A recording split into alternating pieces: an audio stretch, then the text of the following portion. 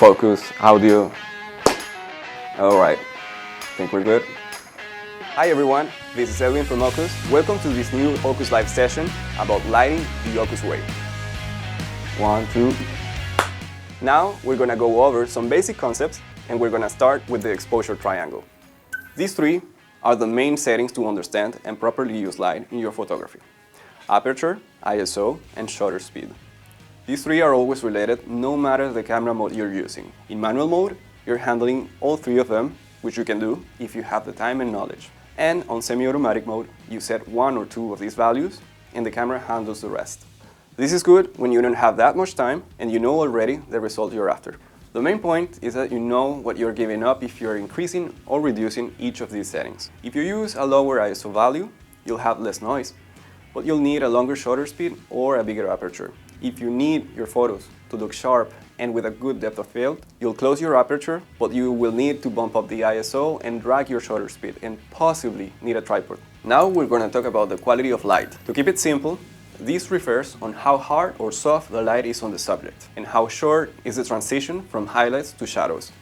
Direction of light.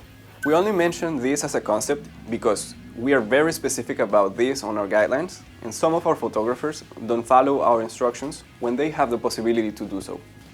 White balance and color temperature. For the sake of keeping this short and clear, we can establish that different light sources have different temperatures.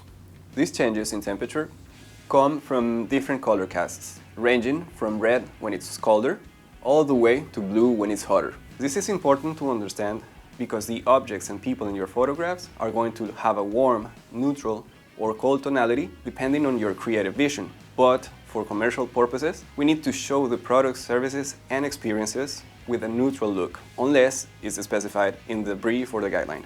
That is, the whites look white and not orange or light blue. You can use your camera presets to neutralize a warm or cold color cast, or you can use a gray card and choose a Kelvin value that will help you be more precise about this. But in the end, it all depends on the time you have and your expertise. The purpose of an OCUS shoot. At OCUS, we're bridging the gap between photographers and international clients. All the back and forth of finding clients, fixing prices, and editing the content is something that you don't have to deal with anymore when you're working with us. Of course, what we expect from you as a photographer is to take into account the guidelines we give you, read them, understand the visual examples you see in there, and use your skills to get as close as possible to what you see in those guidelines. The content you produce has the purpose to sell a service, a product, or an experience under the instructions given by the client that we then translate into those guidelines. Being able to understand that and doing what is possible to get those visuals is what it takes to be a successful photographer with OCUS. Some of this gear is mentioned in our guidelines, and some of it you will find yourself needing it over and over again. To work with OCUS, you can use either a crop sensor or a full-frame camera. But if you haven't already, you will find use for one or the other according to the way you work. I'm talking about size, ergonomics, weight, and range of functions. Then you need a tripod. It will help you on 99% of the situations. The other 1% is going to be an obstacle. Think of portraits when you have to deal with small spaces or you have a very limited time to work with a person. A tripod will add value to your work as a photographer because it will help you keep a consistent height and angle throughout a shoot. It will also free your hands to properly place dishes or move some elements in the frame. Consider getting a tripod that lets you change different heads. These have gotten really cheap in recent years, and I got mine for less than $50. A 5-in-1 reflector is a very versatile and cheap tool to improve the quality of your photos. You can use it to block light when it's coming from different directions. You can also use it to reflect some light to fill in some deep shadows that will distract or not help to give a good impression of what the business is trying to sell. You can also soften light when it's coming directly from the sun or the ceiling, or even change the color of the light if you don't want the subject to look either too cold or too warm. It depends on the aesthetics you're after. A gray card will help you set a proper white balance in your shoot. It is a must-have tool for food and architectural photography. A simple background is highly recommended for food photography. It is one of the best investments you are going to make while working food photography with OCUS. We advise you to look for white marble or light wood that doesn't have too much texture. There is not much to say about this, but it can save you from a disaster. Also, a spare memory card. Same thing, it can save you from a disaster, and redundancies like these are the type of things that make a professional photographer. These will help you mark positions of your plates, of your tripod, and also help you fix a background, a piece of cardboard, etc. In short, don't underestimate them. Dish and props. When you're expected to bring props with you, it's good to have some spices or leaves that you can use if you see them in the examples of our guidelines. Carrying a plate in case you need it is another way to ensure a successful photo shoot too. This is the type of gear that will make your life way easier, but it's not mandatory in order to finish and overcome challenges on a photo shoot. A camera remote shutter or a mobile application to control your camera. This will help you reduce vibrations when you work with slow shutter speeds, or even act as an assistant when you take care of the focus and composition, and you might need to hold something in place while the camera is doing the shooting.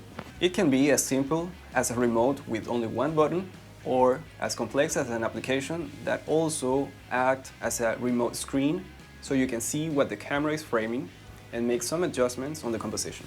Consider getting this for true 90 degrees hero shots. The advantage of having this is that once you set it with your camera and frame the scene just the way you want it, you can use it along with your gaffer tape and remote shutter to try different compositions for your hero shots, moving plates, props, and whatnot without worrying if the food is in focus, granted that you locked the focus on your camera before. Speedlights or studio flashes. If you work mostly on a studio environment, studio flashes are the best option. But if you are constantly moving with your equipment to different locations, I would advise you to get the lightest equipment you can, and this means speedlights, for the size and weight. The biggest advantage that studio flashes have over speedlights is the power and the modeling light. But we're going to talk about that later. You'll need to think about the way you are working for now. Umbrellas or softboxes. Umbrellas are the quintessential tool when it comes to flash photography. Their biggest advantage is their versatility and cost. They are really handy in many situations, and they are really easy to replace it if you break them. Softboxes follow almost the same principle as umbrellas, but they have a different way of casting light. It is more directional instead of spreading it as much as umbrellas do. They are also more expensive in general, which to use depends on how detailed and professional you are with your work. Before going on site, make sure of the following. You have the right equipment for this shoot or the ones you're having that day in case you're scheduled more than one photo shoot or video shoot in the same day. I recommend you to have a list of all your equipment in your phone. So when you leave each site, you can check that you're leaving with everything that you have with you when you arrive. Also, if the video or photo shoot is going to require people signing image rights, make sure to have physical copies for enough people to sign. Lastly, make sure that the on-site contact knows that you are on your way, and he also knows what you're going to need to work. That means available space, rooms to photograph, or dishes with their names. This will set you for a good start and possibly a successful shoot for any client. Now we're going to go over some of the advantages of using natural lights. First, it is really easy to use, and it also gives a more authentic, natural feeling in many situations. It could be really inconsistent depending on the weather, and this could work against you during a photo shoot. I'm talking about hardness, intensity, or color of the light. Also, some spaces do not have access to natural light. This is something that you should discuss in advance with the restaurant owner, for example. If there's not enough light available, you'll have to use a higher ISO, which in turn will reduce image quality, or you can also use a tripod.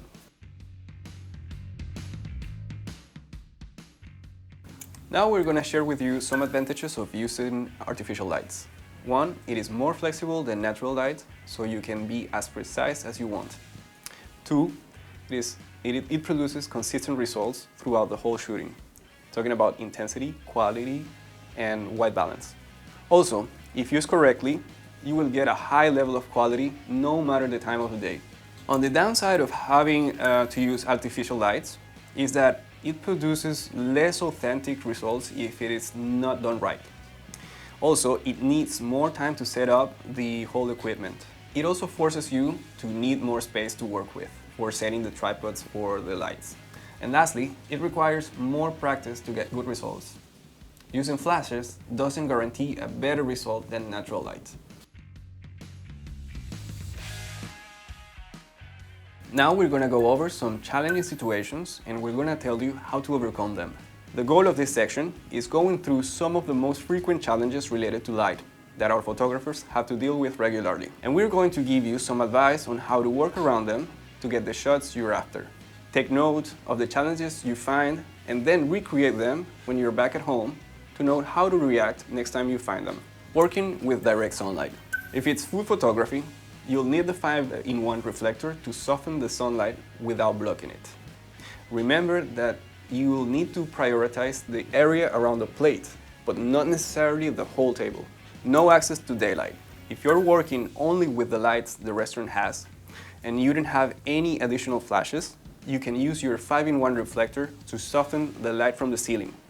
Place it above the plate and outside the frame, and reduce the shutter speed to what you need before blowing up the highlights. This should reduce hard shadows and hard highlights at the same time. Not having enough space. Ask the on-site contact to help you get as much space as you need. If this is not possible, try closing the tripod legs of your camera and flash. And lastly, consider using only the 5-in-1 reflector if it is not a VIP mission. You need to prioritize which color is the most neutral one, or in other words, the less problematic one. Then you block the other one with the 5-in-1 reflector. This won't fix the problem completely, but it will reduce it, at least to a point where we can recover it in post-production at OCUS without needing the raw files or reshooting it. Distracting color cast on your shot. If you're struggling with distracting color casts on your shot, try changing the white balance on your camera to get rid of it. If that doesn't work, your other alternative is to use a flash with a shutter speed below 1/250th of a second to kill as much ambient light as possible and replace it with the one from the flash. Hopefully that's been helpful for you guys. Please send us any questions or comment below on this video or during the live conversation. Thank you and talk to you soon. Bye.